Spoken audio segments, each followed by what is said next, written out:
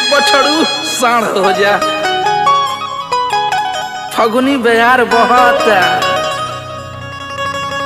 अरे कि मन करे छोड़ दी के करे के दिया गावे आई कि होलिया में जीजू रह तारे पागल आगल कारे गोलुआ ए सुबह में बाधारी तो हटाई ना बन का गिदर जाएगा किधर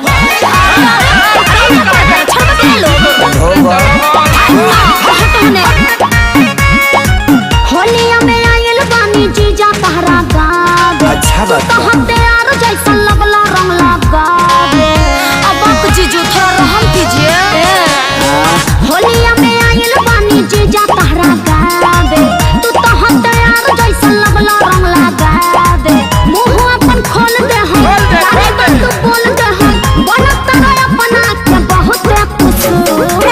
घोड़ी पर पिचकारी से चाहे पूरब जइबू हो चाहे पश्चिम जइबू हो भले चली जइबू साली हमार उतर हो तोहर होलिया में रंगब जा कबूतर हो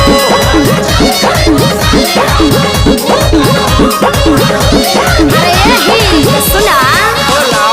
फगुनी बयरिया से हमारा शरीरिया के हाड़ का तोहर होता बत पीछा करी या से जाड़ो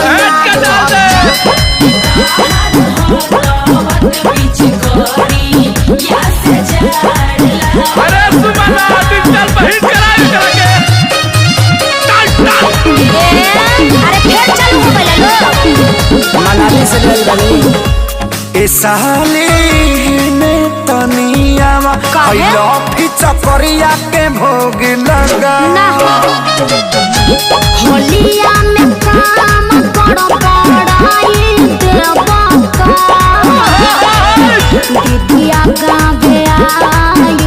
छोड़ाई देवा छोड़ दे पानी पाकी फेंक लो छोड़नी हम देख लो लगे जंग ले ले बाबा न तारा सदा के का सुइया रे करे में ए साली नीचे जइबू हो अरे जियो बे ए लड़ा जी खींच जइबू हो अरे हिट मशीन के आनी आई ए धन रखी हो बच्चा के यापन बूफर हो तोहर होलिये में रंगब जा कबूतर हो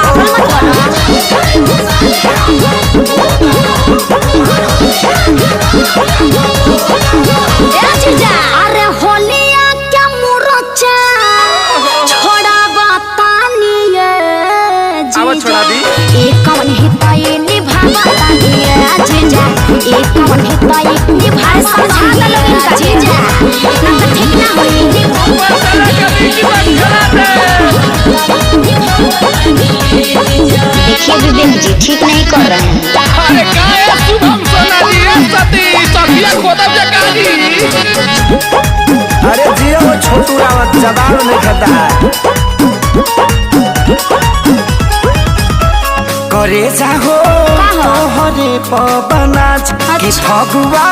दिल खोली के खेला अरे खेली भैया टेंशन मत लो जाना तानी न सब हपारा पारी जीजा जी वचन को के छोड़बा अखिलेश के सारी पेनाल्टी मार दे जा ओहो गड़ी किसमिस खाए घरे अपन चल जाए जाने बजाए जाते जग के हो भले पूरब जइबू हो चाहे पश्चिम जइबू हो अरे दक्षिण टोली में चोली रंगावती है भैया भले चल जइबू ए साली उतर हो होलिये में रंगब जा कबूतर हो जीवन का